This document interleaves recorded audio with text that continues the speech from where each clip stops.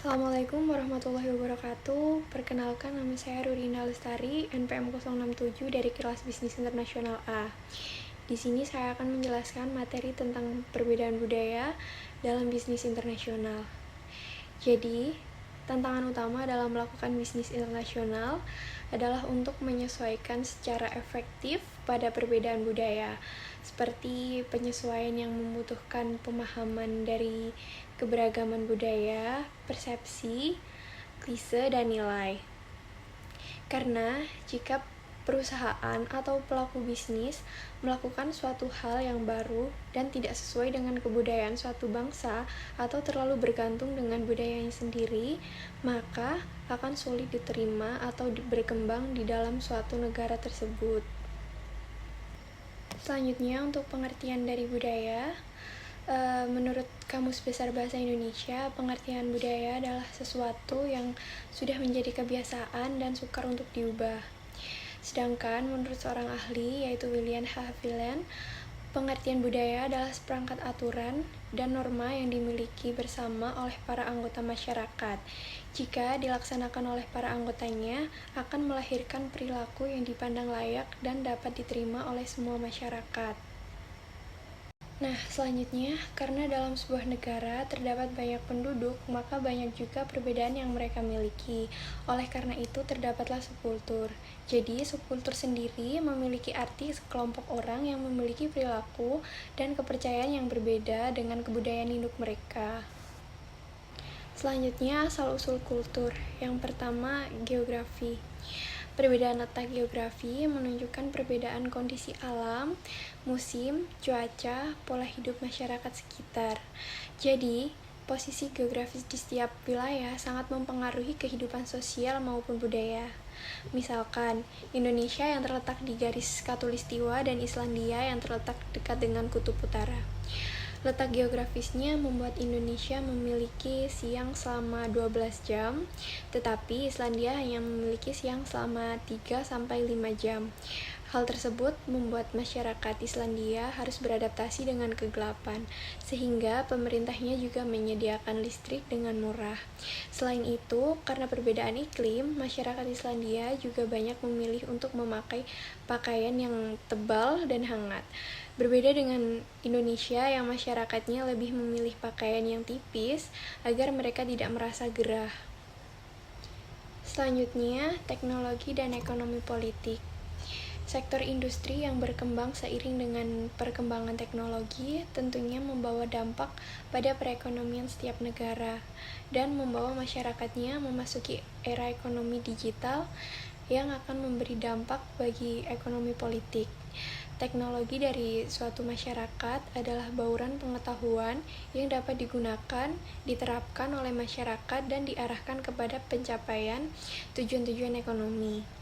Dan contohnya yaitu munculnya beragam aplikasi digital sebagai alat pembayaran merupakan salah satu bukti yang menunjukkan perkembangan sektor finansial di era ekonomi digital ini.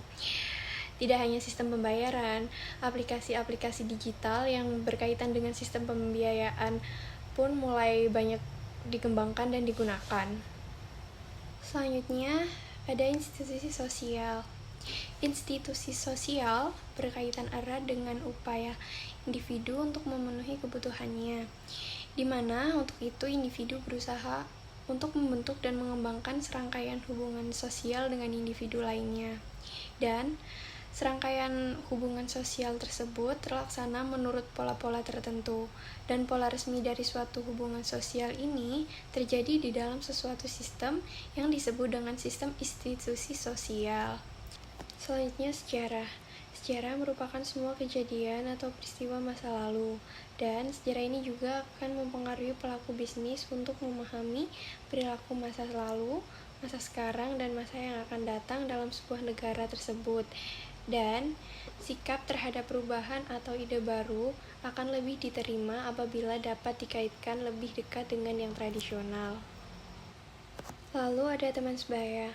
Teman sebaya memiliki berbagai peran penting bagi peran teman sebaya lainnya, karena memberikan dukungan terhadap teman sebaya lainnya, baik dukungan yang bersifat sosial, moral, dan emosional. dan hal ini dapat mempengaruhi sikap dan kepercayaan yang selalu dimiliki oleh seluruh aspek dari perilaku manusia. Di antara beraneka ragam subjek yang dicakup oleh sikap dan kepercayaan, dan beberapa di antaranya sangat penting bagi para pelaku bisnis. Lalu yang terakhir adalah agama. Mengetahui prinsip-prinsip dasar dari agama-agama lain akan memberikan pemahaman yang lebih baik mengenai sikap para pengikutnya. Karena itu, agama adalah sebuah faktor utama dalam suatu pasar tertentu. Dan pada realitanya, agama mempunyai pengaruh yang mendalam pada dunia usaha. Misalnya, seberapa efektif penawaran untuk membayar lembur serta bonus berdasarkan produktivitas di suatu perusahaan yang para pekerjanya kebanyakan beragama Hindu dan Buddha. Jika di hari libur dan ritual keagamaan dapat mempengaruhi kinerja karyawan dan penjadwalan kerja, maka para pelaku bisnis harus menghormati kepercayaan religius orang lain dan menyesuaikan praktik-praktik bisnis terhadap hambatan-hambatan religius yang ada di budaya-budaya lain. Untuk melakukan hal ini, mereka pertama-tama harus mengetahui apa saja kepercayaan yang ada dan hambatannya. Lalu selanjutnya ada kultur versus fungsi manajemen. Terdapat fungsi yang dipengaruhi oleh budaya, di mana pelaku usaha melakukan kegiatan usaha dalam skala internasional.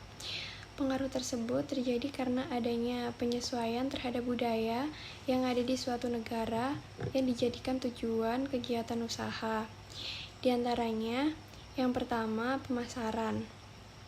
Sikap dan nilai yang beragam mencegah banyak perusahaan menggunakan bauran pemasaran yang sama di semua pasar. Contoh cara pengiklanan suatu produk. Lalu yang kedua, budaya manajemen sumber daya manusia juga menentukan suatu perusahaan dalam mengevaluasi dan merekrut karyawan dan manajernya. Terkadang, perusahaan melihat latar belakang budaya dan tingkat pendidikan seseorang. Lalu yang ketiga, produksi nilai dan sikap yang dianut oleh masyarakat suatu negara secara tidak langsung akan berpengaruh terhadap metode produksi baru. Lalu yang keempat, keuangan nilai berpengaruh terhadap pengelolaan keuangan individu maupun perusahaan. Sistem pencatatan keuangan harus dilengkapi dengan sikap kejujuran dan pencatatan yang disertai bukti-bukti penerimaan, pengeluaran arus kas yang nantinya akan menentukan profitabilitas suatu perusahaan. Nah, jadi ini adalah dua foto contoh kasus bahwa budaya dapat mempengaruhi bisnis internasional. Bisa kita lihat perbedaan dari dua gambar yang di atas sama gambar yang di bawah. Dan ini terjadi pada penjualan album musik di Arab Saudi. Arab Saudi sebagai negara berpenduduk mayoritas Islam yang menegakkan hukum-hukum kesopanan yang ketat pada wanita sesuai dengan budaya dan hukum Islam, yang mana melarang menunjukkan kulit selain wajah dan tangan. Seperti yang kita ketahui bahwa banyak cover album dari penyanyi pop wanita yang menggunakan pakaian terbuka, sehingga hal ini sangat bertentangan dengan nilai-nilai budaya Islam. Kemudian, kebijakan yang telah ditetapkan pemerintah Arab Saudi oleh pihak perusahaan adalah harus menyensor cover album yang dianggap vulgar dan melanggar nilai-nilai budaya Islam. Perusahaan rekaman dalam melakukan strategi pemasaran pun juga dituntut untuk memahami akan keyakinan dan tradisi budaya dari setiap pasar, sehingga seluruh perusahaan rekaman jika ingin memasarkan produknya ke pasar Arab Saudi harus menyesuaikan cover album untuk menghindari pelanggaran. Dalam mengontrol masuknya perusahaan asing, Arab Saudi memiliki GPV sebagai lembaga pemerintah yang mempekerjakan polisi agama atau mutawa untuk memastikan bahwa warga mematuhi ajaran-ajaran Islam, terutama yang berkaitan dengan pakaian, sosialisasi, moralitas, dan doa. Mutawa ini bertugas dalam menyeleksi dan menyensor cover album untuk masuk ke pasar Arab Saudi. Beberapa contoh cover album yang telah dirubah untuk menyesuaikan nilai-nilai budaya Islam adalah Katy Perry, Lady Gaga, Madonna, Mariah Carey, Christina, hingga Miley Cyrus. dapat dilihat bahwa perusahaan dalam melakukan pemasaran harus menyesuaikan diri dengan budaya dari target pasarnya agar tetap mendapatkan profit. Jadi, kesimpulannya adalah bisnis internasional memperhatikan aspek budaya sebagai salah satu faktor yang mempengaruhi perilaku bisnis. Dengan budaya, kita dapat menilai perilaku bisnis dan memahami perbedaan tersebut. Budaya juga mempengaruhi proses berjalannya bisnis, karena budaya merupakan suatu struktur yang berproses secara turun-menurun. Budaya dalam konteks bisnis internasional ini membantu kita untuk dapat mengontrol adanya perbedaan nilai-nilai dan norma dalam interaksi antar aktor di pasar. Pemasaran perusahaan akan berjalan lancar apabila berhasil beradaptasi dan toleransi terhadap budaya pasar setempat, seperti yang dilakukan oleh perusahaan rekaman dalam memasuki pasar Arab Saudi, harus dapat menyesuaikan dengan nilai-nilai budaya Islam. Apabila tidak dapat mengkontrol adanya perbedaan budaya, tentunya pemasaran tidak akan berjalan lancar. Lalu selanjutnya ada pengetahuan kultur. Nah, pengetahuan kultur terdapat dua macam. Yang pertama, pengetahuan faktual, dan yang kedua adalah pengetahuan interpretatif. Untuk pengetahuan faktual, maka tentang warna, selera, sifat, dan lainnya. Dan jika tentang pengetahuan interpretatif, maka tentang memahami dan menghargai dari sebuah kultur tersebut. Untuk contohnya, dari pengetahuan faktual yaitu Tunisia adalah negara di Afrika Utara yang 98% penduduknya adalah beragama Islam. Lalu untuk contoh pengetahuan interpretatif yaitu berusaha memahami makna menjadi Islam Tunisia dibanding Islam di negara lain. Karena yang pasti Islam di Tunisia dengan di negara lain memiliki kultur yang berbeda. Sebelumnya, pemerintah Tunisia mengeluarkan dekret yang melarang hijab dipakai di sekolah ataupun kantor pemerintah. Dan Presiden Tunisia saat itu, Zine El Abidine Ali, menyebut hijab sebagai bagian dari busana kolot yang memasuki Tunisia tanpa diundang. Penggunaan hijab juga diklaim pemerintah didorong oleh para ekstremis yang ingin mengeksploitasi agama untuk tujuan politik. Tak heran jika negara yang pernah dijajah Prancis ini kerap disebut sebagai negara penduduk muslim yang paling terpengaruh budaya barat.